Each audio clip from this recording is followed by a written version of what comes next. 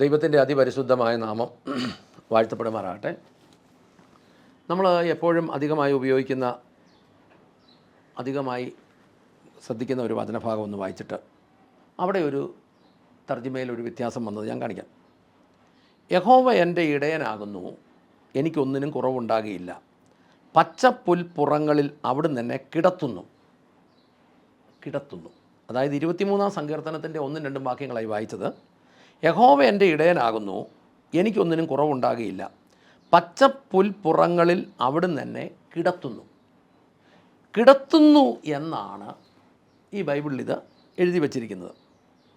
എന്നാൽ യഥാർത്ഥത്തിൽ മൂലഗ്രന്ഥങ്ങളിലും അതിനോട് കിടപിടിക്കുന്ന ഗ്രന്ഥങ്ങളിലും ഒന്നും എഴുതിയേക്കുന്നത് കിടത്തുന്നു എന്നല്ല, എന്നെ മേയ്ക്കുന്നു എന്നാണ്. അപ്പോൾ കിടത്തുന്നതും മേയ്ക്കുന്നതും തമ്മിൽ എന്താണ് വ്യത്യാസം എന്ന് ചോദിച്ചാൽ വലിയ വ്യത്യാസം ഉണ്ടെന്നുള്ളതാണ് നമ്മൾ അതിനകത്ത് മനസ്സിലാക്കുന്നത്.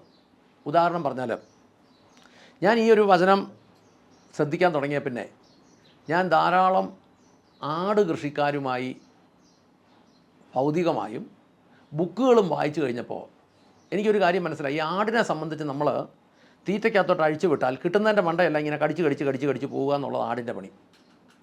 അല്ലാതെ ഒരു എരുമയോ പോത്തോ തിന്നുന്നത് പോലെ നിന്നങ്ങ് കഴിക്കുകയല്ല.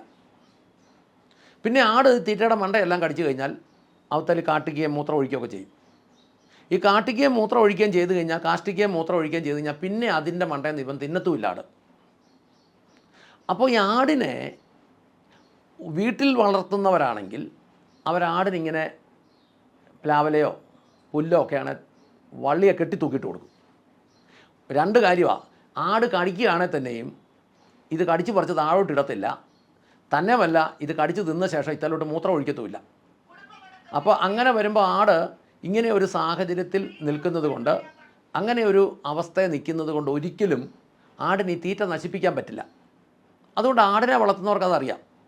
ഞാൻ വലിയ ഇടയന്മാരോട് ചോദിച്ചപ്പോൾ അവർ പറയുന്നത്, ഈ പുൽപ്പുറങ്ങളിൽ ആടിനെ കൊണ്ടുപോവുകയാണെങ്കിൽ, ഈ മരുഭൂമിയിൽ ആടിനെ കൊണ്ടുപോകുന്നിടത്ത് വലിയ പുൽപ്പുറമൊന്നുമില്ല. പക്ഷേ പുൽപ്പുറങ്ങളിൽ ആടിനെ കൊണ്ടുപോവുകയാണെങ്കിൽ അവർ പറയുന്നത്, ഇടയന്മാരോട് ചോദിച്ചപ്പോൾ അവർ പറയുന്നത്, ആട് രാവിലെ ഈ വെള്ളപ്പറ്റുള്ള പുല്ലൊന്നും തിന്നുകയില്ല.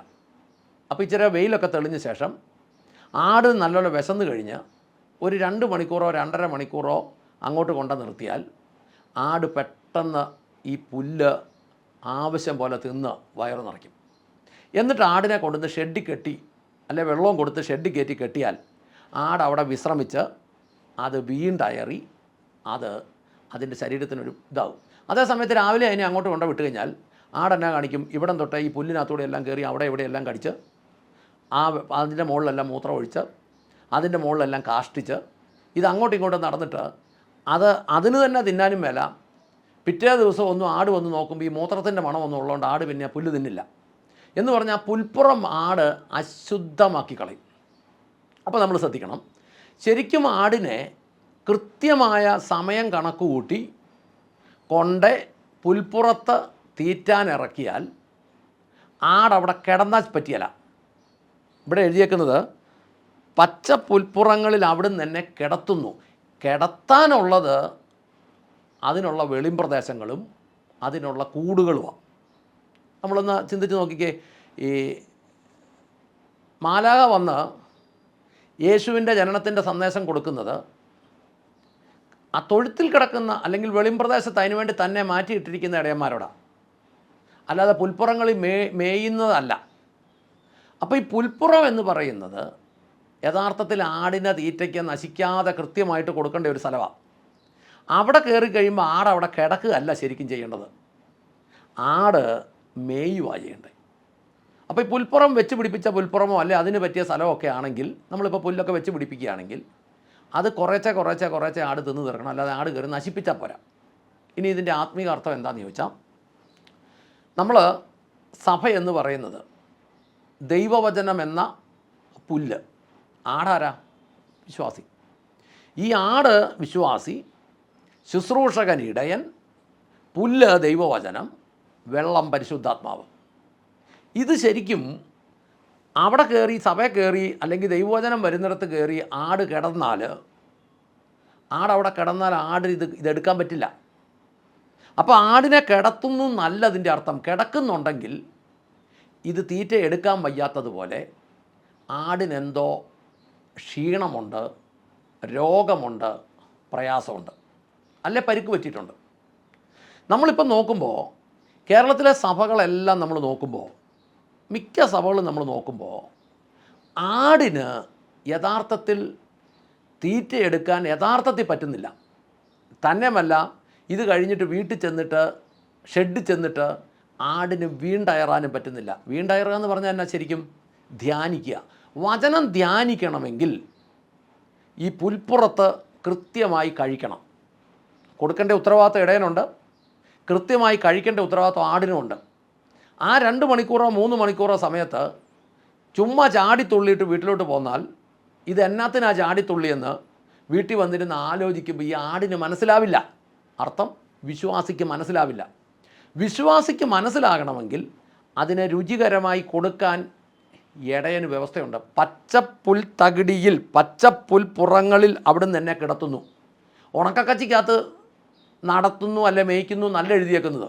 അതുകൊണ്ട് കൊടുക്കേണ്ട ഉത്തരവാദിത്വം ഇടയന്മാർക്കുണ്ട്. രുചികരമായി കൊടുക്കണം.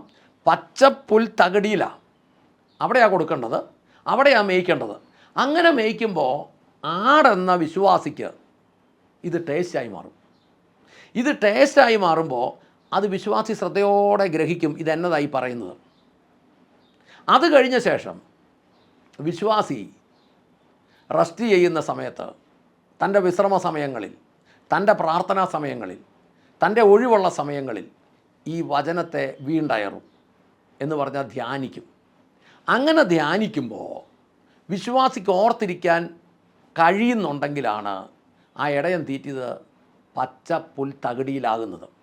ഞാനിനി നിങ്ങളോട് ചോദിക്കട്ടെ, കഴിഞ്ഞ മീറ്റിങ്ങിൽ നിങ്ങൾക്ക് കിട്ടിയ ദൈവവചനം നിങ്ങൾ ഓർക്കുന്നുണ്ടോ? കൊട്ടേഷൻ ഓർക്കുന്നുണ്ടോ എന്നുള്ളതല്ല, ആശയം പൂർണ്ണമായി ഓർക്കുന്നുണ്ടോ? അതോ ചാടിത്തുള്ളി പോകുന്നതോ ഉള്ളോ? ഇപ്പം പല സ്ഥലത്തും വലിയ എരപ്പീരുകൾ നടക്കുക, പല സ്ഥലത്തും വചനവിരുദ്ധമായ കാര്യങ്ങൾ അനൗൺസ് ചെയ്യുക. ഇതൊക്കെ ചെയ്യുമ്പോൾ എന്തുകൊണ്ടാണ് വിശ്വാസി പ്രതികരിക്കാത്തത് എന്ന് നമ്മൾ മനസ്സിലാക്കിയാൽ, എന്തുകൊണ്ടാണ് വിശ്വാസി പ്രതികരിക്കാത്തത്? പല സ്ഥലത്തും പ്രസംഗിക്കുന്നത് ടോപ്പൻ്റെ ആളുകളാണെങ്കിൽ ആടിന് എന്നാ പ്രസംഗിച്ചാലും വിഷയമില്ല. അതുകൊണ്ടാണ് ഈ ദിവസങ്ങളിലൊക്കെ നമ്മുടെ നാടുകളിൽ വലിയ വിവാദമുണ്ടായ പ്രസംഗങ്ങളുണ്ടായി, വലിയ വിവാദമുണ്ടായ പ്രസംഗങ്ങൾ. അപ്പോൾ ആ വിവാദമുണ്ടായ പ്രസംഗങ്ങളുടെ മുമ്പിലും പോയിരുന്ന് കൈയടിച്ചത് നമ്മുടെ ഇവിടുത്തെ സാധാ വിശ്വാസികളാണ്. അവർക്ക് ഈ പ്രസംഗത്തിനകത്തെ വിവാദം എന്താണെന്ന് മനസ്സിലായില്ല. ഈ വിവാദമാണിത് പറയുന്നതെന്ന് മനസ്സിലായില്ല. ഉദാഹരണത്തിന്, സീനിയർ പാസ്റ്റർമാരുടെ ഭാര്യമാർ വ്യഭിചരിക്കുന്നു, സഭ വലുതാകുന്നു. ആ പ്രസംഗം കേട്ടാൽ നമുക്ക് അങ്ങനെയേ മനസ്സിലാവുള്ളൂ. പിന്നീട് എന്നാ വ്യാഖ്യാനം നടത്തിയാലും ആ പ്രസംഗത്തിൻ്റെ ആ ഭാഗം കേൾക്കുമ്പോൾ അങ്ങനെയാണ് മനസ്സിലാകുന്നത്. പക്ഷേ അവിടെ ഇരിക്കുന്ന ആളുകൾ അതിനെ കൈയടിച്ച് പ്രോത്സാഹിപ്പിക്കുകയും അന്യഭാഷ പറയുകയും ചെയ്യുക. എന്തുകൊണ്ടാണ് ഇത് മനസ്സിലാകാത്തത്? ഇത് മനസ്സിലാകാത്തത് പച്ചപ്പുൽപ്പുറമല്ല ഒന്നാമത് അവർക്ക് കൊടുത്തത്. നമ്മൾ ബൈബിളിലോട്ട് നോക്കിയാൽ യേശുവിൻ്റെയും അപ്പസ്തോലന്മാരുടെയും ഒക്കെ പ്രസംഗങ്ങൾ, ലേഖനത്തിലെ കാര്യങ്ങളൊക്കെ വളരെ അടുക്കും ചിട്ടയുമായി ജനത്തിന് മനസ്സിലാകുന്നത് പോലെയാണ് അവരെഴുതി വച്ചിരിക്കുന്നത്.